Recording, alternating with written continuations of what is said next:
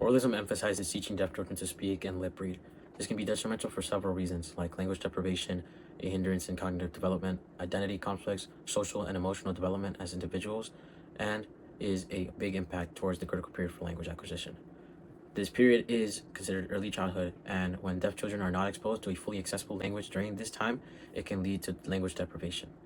Sign language is the alternative and is a better solution for deaf children, which, unlike lip reading, that will cause issues leading to delays in language development and lead to conflicts with good language foundation and their cognitive development, alter their problem solving and literary skills. One of the most important aspects of life is to be successful in the future, and the way of doing this is by setting yourself up for success. If a deaf child is not fluent in any language, including sign language, this may signify and make them struggle to understand and participate in classroom instructions and overall daily life.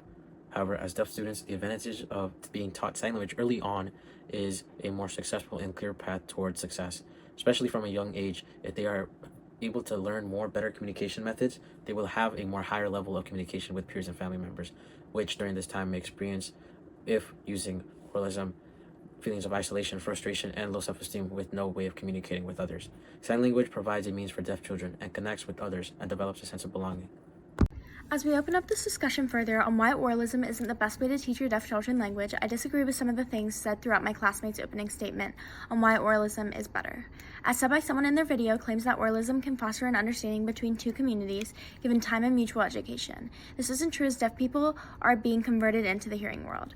Hearing people are not being taught anything. The only people making the effort to learn and foster community is the deaf community, as they are taking the time and effort to learn how to speech read to fit into the hearing world society. Oralism is teaching deaf individuals that they are lacking in an aspect of life rather than an identity that doesn't hold them back from the world.